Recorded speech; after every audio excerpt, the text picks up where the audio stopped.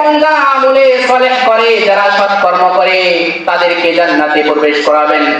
আল্লাহ রাব্বুল আলামিন সূরা বাকারার 25 নম্বর আয়াতে উল্লেখ করেছেন, ওয়াবাশশিরিল লাযীনা আমানু ওয়া আমিলুস সালিহাত।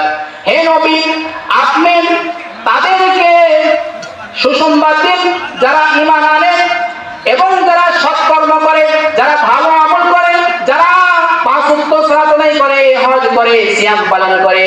আল্লাহ রাব্বুল আলামিন তাদেরকে সুসংবাদ দিতে বলছেন। কি সুসংবাদ? সুসংবাদ হচ্ছে আন্না লাহুম জান্নাতিন তাজরি মিন তাহতিহাল আনহার। এমন জান্নাত যার তলদেশ দিয়ে, যার পাশ দিয়ে সুন্দর নদী সমূহ বয়ে গিয়েছে। সুবহানাল্লাহ। এই নদী সম্পর্কে আমরা কি কিছু জানি?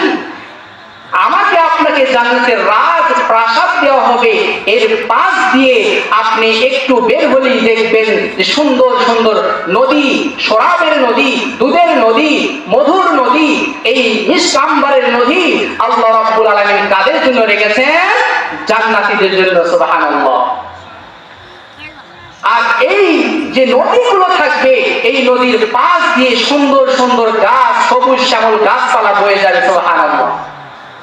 তারপর আল্লাহ বলেছেন, কুল্লামা রুযিকু মিনহা মিন সামারাতির রিযকা। তাদেরকে সেখানে রিজিক দেওয়া হবে। সেখানে রিজিক হিসেবে থাকবে ফলমূল, বিভিন্ন প্রকার ফলমূল থাকবে। সেখানে আপনাকে আমাকে আপ্যায়ন করানো হবে। ক্বালু হাযাল্লাযী রুযিকনা মিন ক্বাবল। জান্নাতীরা বলবে, এই ফল তো আমরা পূর্বেই পেয়েছি। তাদেরকে দুনিয়ার মতোই ফল দেওয়া হবে। আসলে দুনিয়ার ফলের মতো কি জান্নাতের ফল হবে? আল্লাহু আকবার। এই দুনিয়ার ফলের চেয়ে হাজার গুণ স্বাদ এবং সুস্বাদু, দেখতেও সুন্দর হবে। আল্লাহ রাব্বুল আলামিন জান্নাতে আমাদের জন্য রেখেছেন। তারপর আল্লাহ বলছেন, ওয়ালাহুম ফিহা আজওয়াজুম মুতাহহারা। আর জান্নাতের জন্য থাকবে পবিত্র হুরগুন, পবিত্র রমণীগুন। সুবহানাল্লাহ। সূরা রহমানে এসেছে যে এমন হুর থাকবে যাদেরকে কোনো জিন এবং মানুষ স্পর্শ করে নাই। আল্লাহু আকবার। এবং আল্লাহ বলছেন, ওয়া হুম ফিহা খালিদুন। আর এই জান্নাতীরা সেখানে চিরস্থায়ী থাকবে। খালিদান মুখাল্লাদান ফিহা আবাদা। তারা সেখানে চিরস্থায়ী থাকবে, তারা সেখান থেকে বের হবে না। সুবহানাল্লাহ। তারপর আল্লাহ বলছেন, এই জান্নাতি কারা হবে? যারা মুত্তাকি, যারা আল্লাহকে ভয় করে, যারা আল্লাহর কথা শুনলে হাইয়া আলাস সালাহ যখন বলা হয় তখন তারা সালাতে চলে আসে।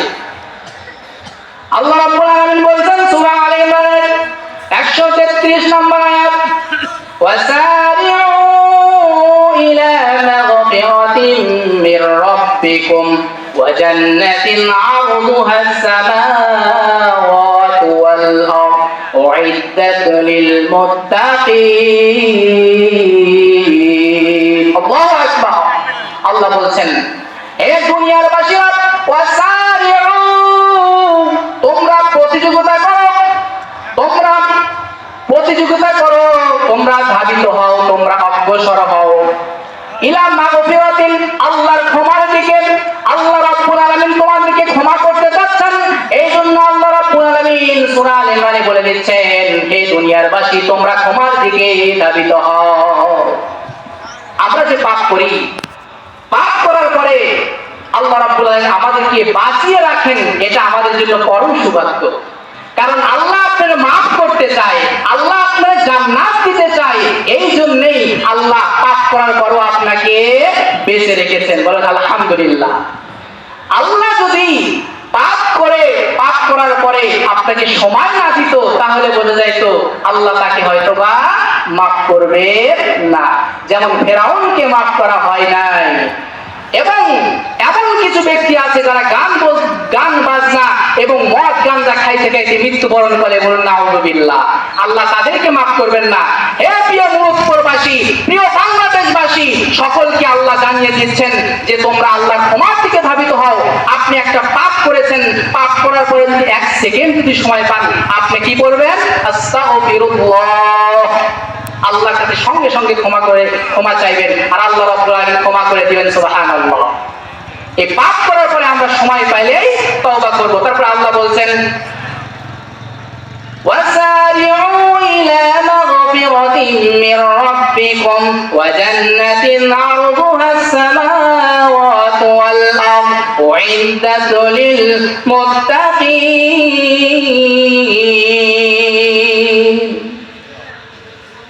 আল্লাহ বলছেন তোমরা আরেকটি জিনিসের প্রতি ধাবিত হও, সেটি হচ্ছে জান্নাতের। আর এই জান্নাত আসমান এবং জমিনের চাইতেও অনেক বড়। সুবহানাল্লাহ। আর আল্লাহ কাদের জন্য রেখেছেন? উইদ্দাত লিল মুত্তাকিন, প্রস্তুত করে রাখা হয়েছে এবং মনোমুগ্ধকর ভাবে মেহমানদারি করার জন্য আল্লাহ তৈরি করে রেখেছেন। কাদের জন্য? মুত্তাকিদের জন্য এই জান্নাত। সুবহানাল্লাহ।